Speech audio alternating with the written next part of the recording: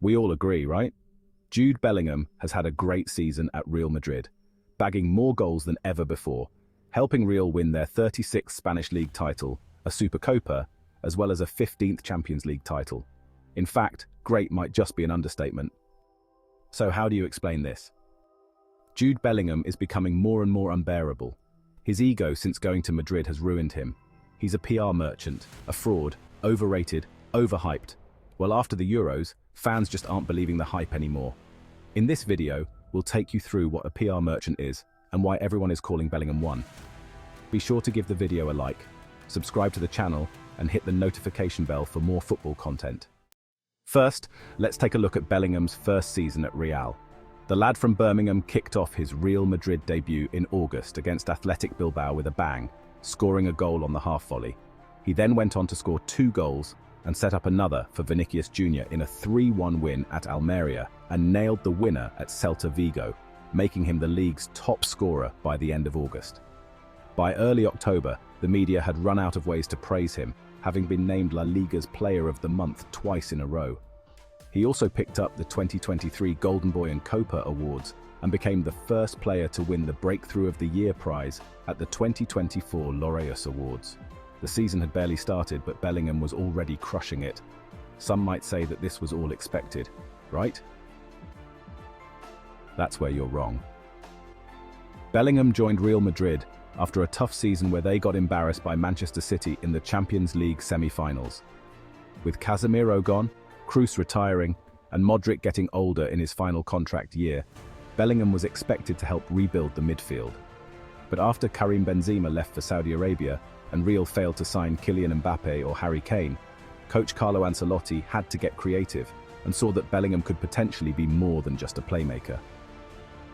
The Italian coach switched from the usual 4-3-3 formation that he and Zidane used to win 5 Champions League titles in 8 years.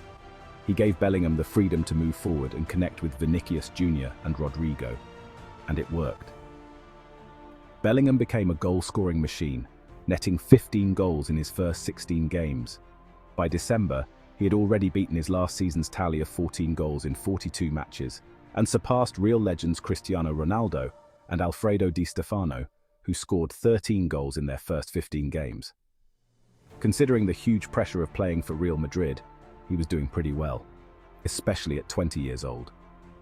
Bellingham's goals helped Real Madrid earn crucial points. He scored twice against Barcelona at the Camp Nou and got the winning goal at Santiago Bernabeu, leading his team to dramatic 90th-minute comebacks in both El Clásicos.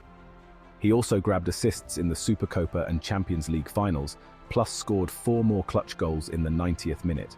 And remember, he's still a young lad.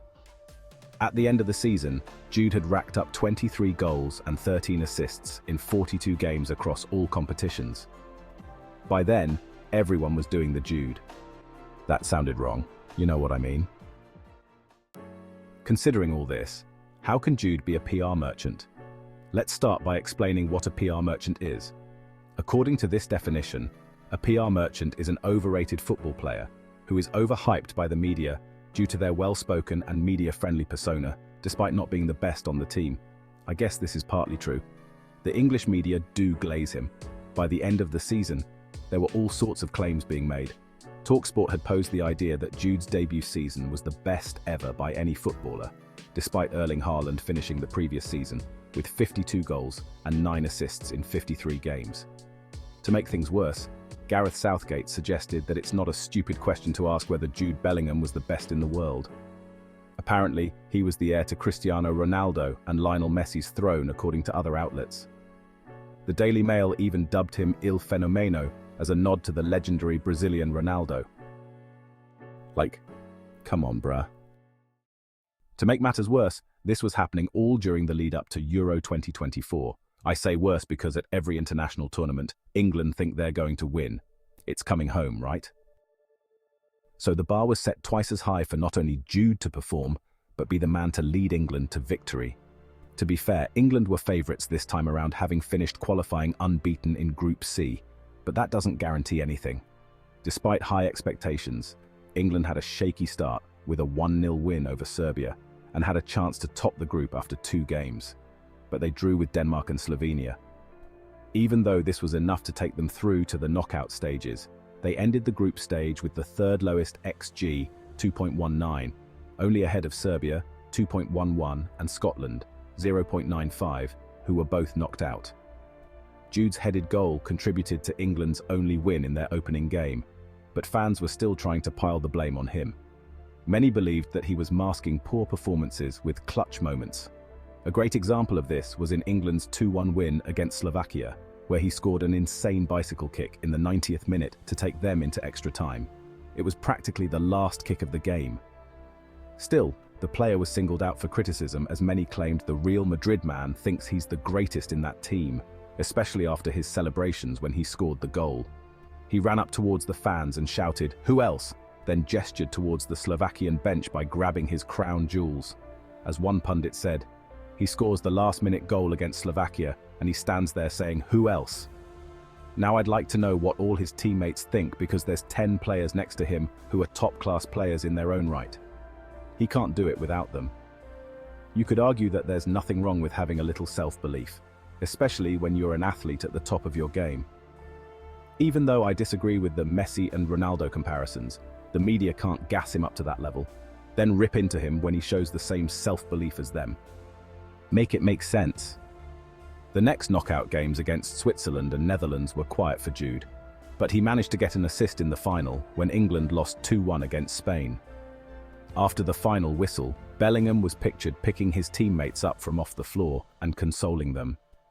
Even when Jude attempted to show support, the Stourbridge native was accused of lil-broing the England players. He just can't win. Others suggested that he only did it to look good for the cameras after playing poorly for the entire tournament. But was Bellingham really that bad during Euro 2024? Even though he only scored 2 goals and had 1 assist, he averaged a performance rating of 7.51 across 7 games. Maybe fans expected more goals and assists for England, similar to what he achieved at Real Madrid. But it's just not that simple, especially when you have Gareth Southgate as manager. All jokes aside, one ex-user put it perfectly. I think a 20-year-old from Birmingham, signing for Real Madrid for over £100 million, taking Zidane's number, scoring 20-plus goals in his first season, where he single-handedly won the El Clasico twice, won the league, Supercopa, and then won the Champions League, can't be overrated. So, let's cut the kids some slack, okay? But what do you think? Is Bellingham the real deal, or just a PR merchant? Let me know your thoughts in the comments below, and be sure to like the video, subscribe to the channel, and hit the notification bell for everything football.